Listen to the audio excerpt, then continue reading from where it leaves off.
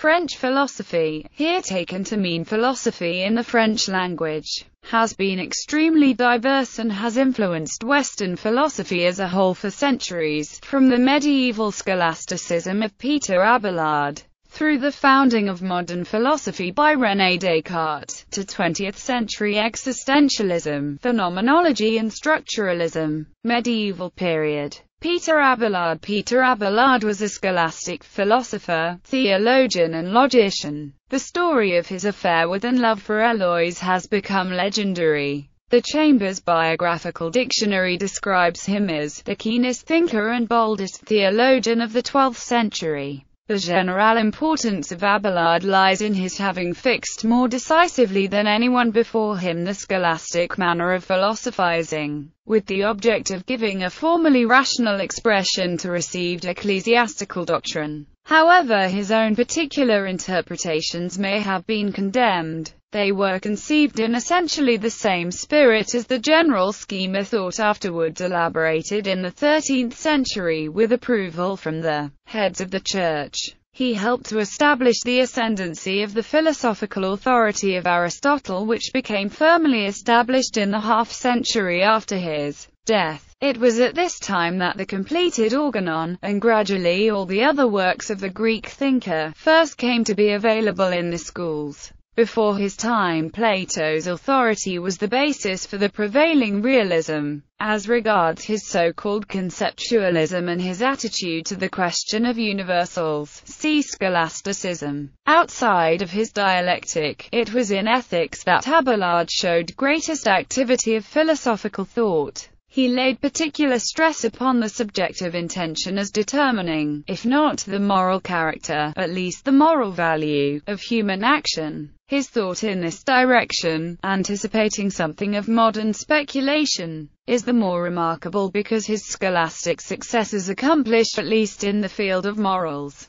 hardly venturing to bring the principles and rules of conduct under pure philosophical discussion. Even after the great ethical inquiries of Aristotle became fully known to them, Pope Innocent III accepted Abelard's doctrine of limbo, which amended Augustine of Hippo's doctrine of original sin. The Vatican accepted the view that unbaptized babies did not, as at first believed, go straight to hell but to a special area of limbo, limbus infantium. They would therefore feel no pain but no supernatural happiness either, because, it was held, they would not be able to see the deity that created them. 16th century. Michel Ayquin de Montaigne may have been Catholic, but his anti-dogmatic stances made him the father of the anti-conformist French spirit. His work consists of little trials for his beliefs, filled with autobiographical and casual anecdotes. His intention with these papers was to leave something by which family could remember him. He was the first person to use the word essays, and his writings came to be highly influential upon Shakespeare, Rousseau and Nietzsche. His radical skepticism, summed up in the phrase «que sais-je», served as one of the catalysts for Rene Descartes' oeuvre. 17th century. Modern philosophy began in France with the philosophy of Rene Descartes. His meditations on first philosophy changed the primary object of philosophical thought from ontology to epistemology and overcame the Aristotelian dogmatism inherited in philosophy from scholasticism, the dominant form of thought in preceding centuries, while simultaneously raising some of the most fundamental problems for future generations of philosophers. Rene Descartes was concerned with the uncertainty in the sciences and the radical skepticism which spread across Europe when publications of Sextus Empiricus became available. Descartes desired to find indubitable ground on which all the sciences could be placed and progressively built. Thus he rejected anything which appeared uncertain and decided to only accept apodeictic knowledge as truth. After invoking the possibility of an omnipotent deceiver to reject the external world, the information given to him from his senses, mathematics and logic, Descartes discovered at least one thing could be known apodeictically. If he himself was doubting, then he had to exist. Thus cogito ergo sum, I think, therefore I am, became the first principle of Cartesianism. Descartes then claimed that because he discovered the cogito through perceiving it clearly and distinctly, anything he can perceive clearly and distinctly must be true. Then he argues that he can conceive of an infinite being, but finite beings cannot produce infinite ideas, and hence an infinite being must have put the idea into his mind. He uses this argument, commonly known as an ontological argument, to invoke the existence of an omnibenevolent God as the indubitable foundation that makes all sciences possible. Many people admired Descartes' intentions, but were unsatisfied with this solution. Some accused him of circularity, proclaiming his ontological argument uses his definition of truth as a premise, while his proof of his definition of truth uses his ontological argument as a premise. Hence the problems of solipsism, truth and the existence of the external world came to dominate 17th-century Western thought. Another famous problem arises from Descartes' substance dualism. For Descartes, a substance is that which can be conceived independent of everything else and exist independent of anything else. Since Descartes conceived of the mind independent of everything else when doubting everything uncertain, and because if he wanted to, God could produce a world in which only the mind existed, he came to define the mind as a different substance from that of body. For Descartes, the mind is defined as an unextended substance and the body as an extended substance. This raised the fundamental question of how it is possible that mind and body interact with one another. Nicolas Malebranche. One solution to the mind-body problem came from Cartesian Nicolas Malebranche. Malebranche maintained that created substances of a different kind cannot interact with one another. In fact, he believed substances of the same kind could not interact either because no necessary causation could be perceived. He proposes then that it is God, an uncreated substance, who brings it about that each time one perceives a cause, one also perceives an effect. Hence the doctrine is named occasionalism. Malebranche was well known and celebrated in his own time, but has since become somewhat of an obscure figure in the history of Western philosophy.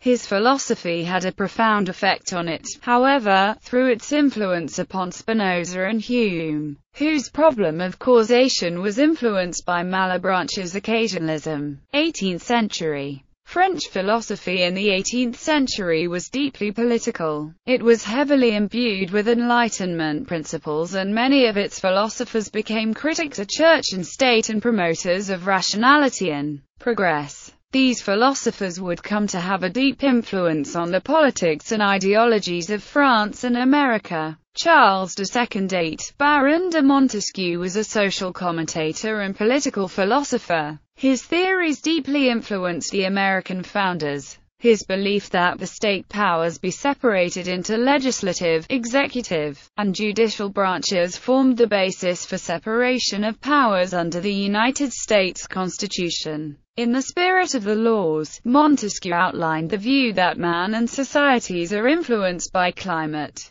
He believed that hotter climates create hot-tempered people and colder climates aloof people, whereas the mild climate of France is ideal for political systems. This theory may possibly have been influenced by similar sentiment expressed in Germania, an ethnographic writing by Tacitus, a writer frequently studied by Montesquieu. Voltaire came to embody the Enlightenment with his criticisms of church dogma and French institutions, his defense of civil liberties and his support of social reform. The civil liberties for which he fought were those of the right to a free trial and freedom of religion. He is best remembered for his aphorisms and his satire of Leibniz known as Candide, which tells the tale of a young believer in Leibnizian optimism who becomes disillusioned after a series of hardships. Jean-Jacques Rousseau distinguished himself from the progressive scientism of the Enlightenment with his proclamation in Discourse on the Arts and Sciences that art and science are corrupters of human morality. Furthermore, he caused controversy with his theory that man is good by nature but corrupted by society,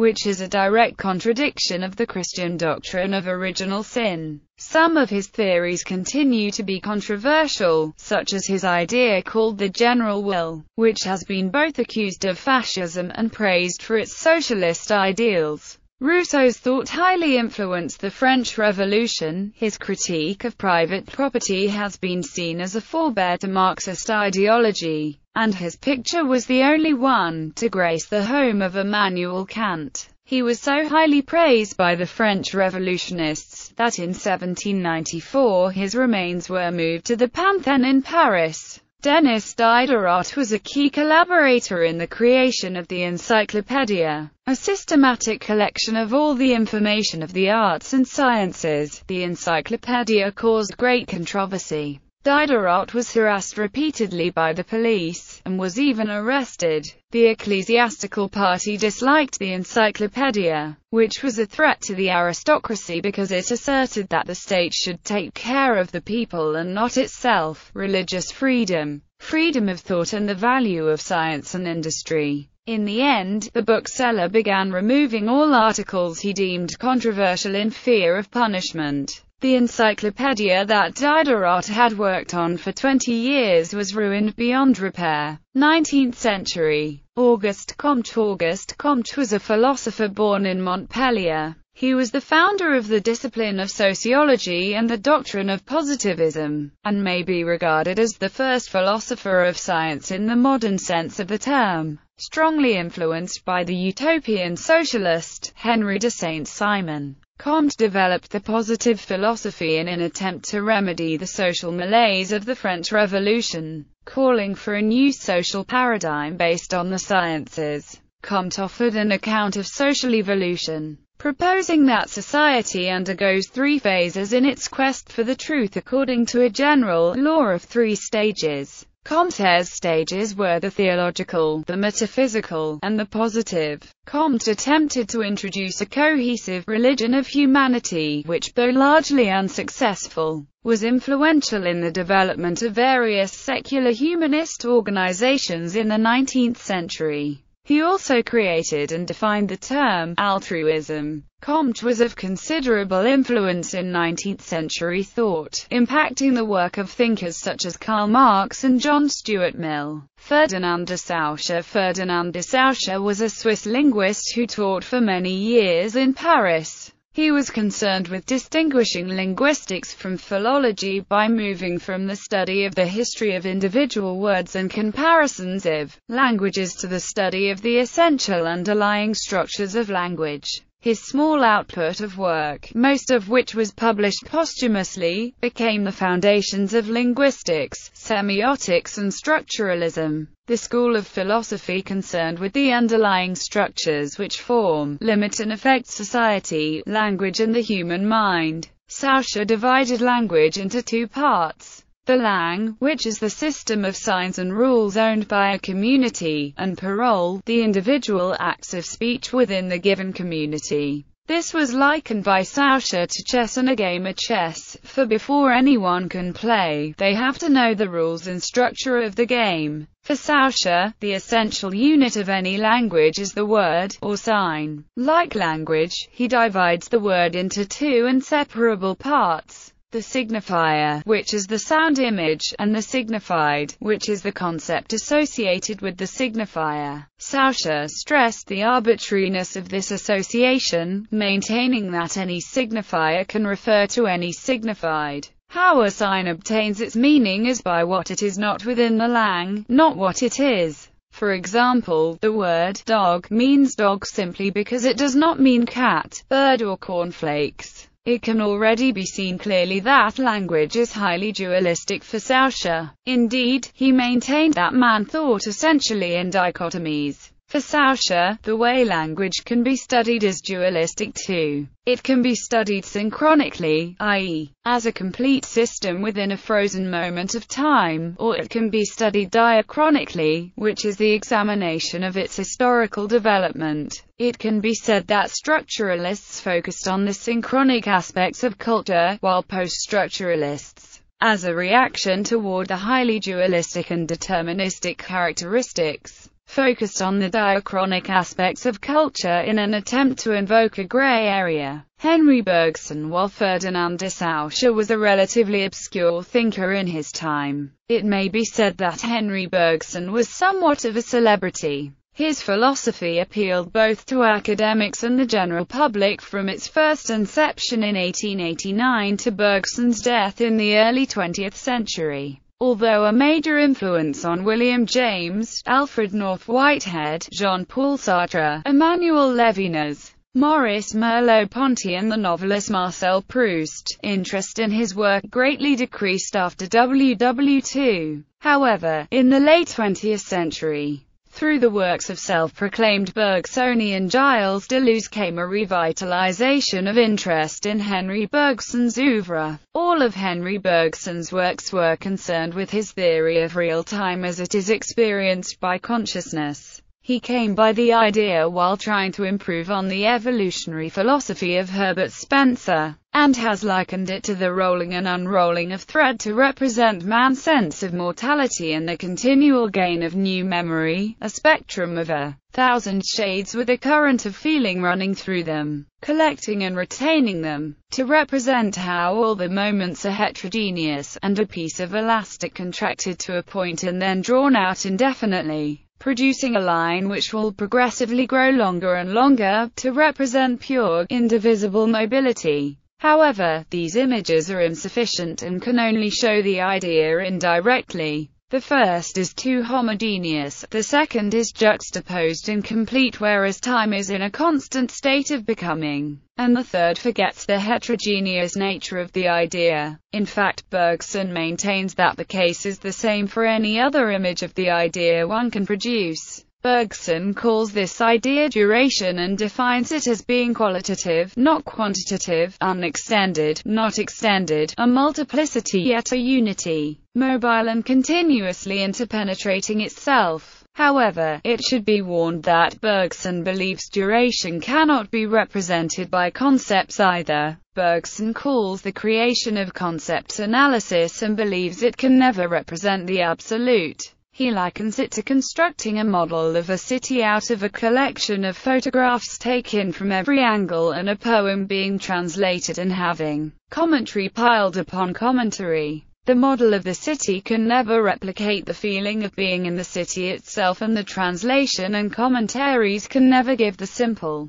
dimensional value of walking in the city itself. Indeed, symbols always distort the part of an object they represent through generalization to include it and every other object's part they represent. The duration can only be grasped through intuition, the sympathy by which one is transported into an object to grasp what is unique and ineffable within it. Intuition is a complete philosophical method that involves placing oneself within the duration, and expanding it into a continuous heterogeneity, differentiating the extremities within it to create a dualism, before showing them to in fact be one. An example of this is duration itself, which is neither a multiplicity or a unity, but depending on which point of view one recreates it from, one will either reconstruct it as a unity or a multiplicity. Hence, substance pluralism and substance monism are in fact two representations of the same phenomenon.